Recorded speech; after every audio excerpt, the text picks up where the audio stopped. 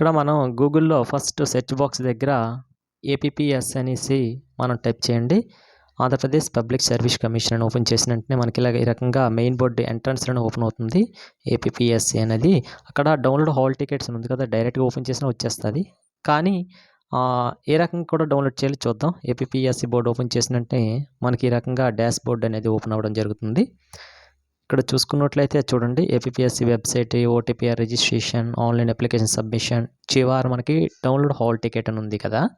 ఆ download hall ticket దగ్గర మనం నెంబర్ అక్కడ క్లిక్ చేసిన వెంటనే మనకి ఈ రకంగా డౌన్లోడ్ హాల్ టికెట్స్ అని వస్తది.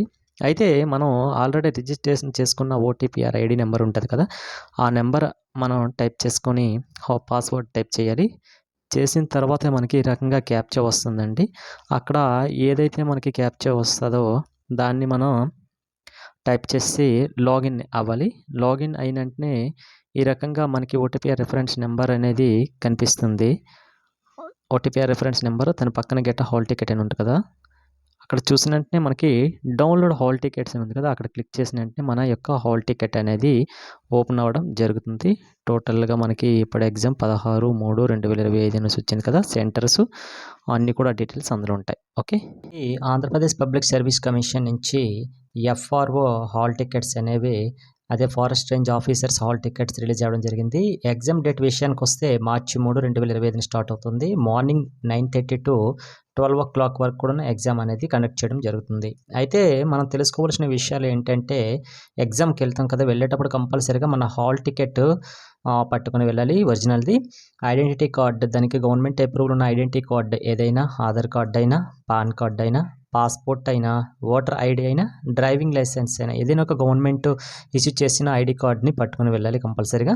నెక్స్ట్ చూసుకుంటే హాల్ టికెట్ డౌన్లోడ్ అనేది మీరు A4 సైజు షీట్ పైన చేసుకోండి. తీసేటప్పుడు మన ఫోటో గానీ, సిగ్నేచర్ గానీ క్లారిటీగా లేకపోతే మనం కంపల్సరీగా గెజిటెడ్ ఆఫీసర్ సైన్ అనేది చేసిన 3 పాస్‌పోర్ట్ సైజ్ ఫోటోస్‌ని ఇన్విజిలేటర్‌కి చూపించాలి.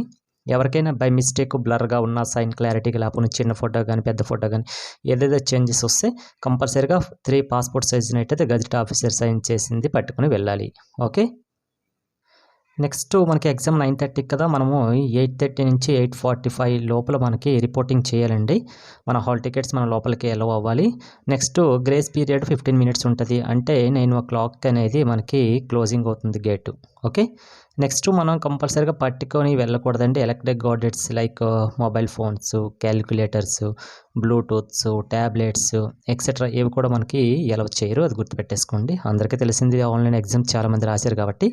అయితే ముఖ్యంగా లేడీస్ విషయానికి వస్తే చూడండి అభ్యర్థులకి ఎడమ చేతికి బ్రొటనవేలుకి మనకి థంబ్ ఇంప్రెషన్ తీసుకుంటారు కాబట్టి దయచేసి మెహందీ కానీ ఏదైనా మీరు అప్లై చేయకండి ఎడమ చేతి బ్రొటనవేలుకు లేడీస్ విషయానికి వస్తే.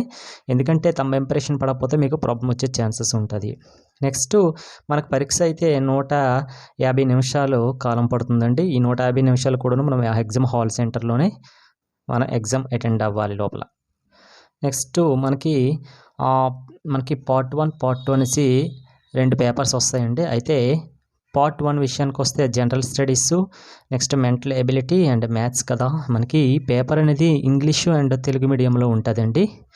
నెక్స్ట్ పార్ట్ 2 విషయానికి వస్తే జనరల్ ఫారెస్ట్‌కి సంబంధించిన పేపర్ ఓన్లీ ఇంగ్లీష్‌లోనే ఉంటుంది. అది గమనించండి. ఓకే. నెగెటివ్ మార్క్స్ అయితే ఉన్నాయండి. 1/3 అండి ఈచ్ రాంగ్ ఆన్సర్‌కి. Okay. Thank you. Wish all the best and ఆల్‌కి.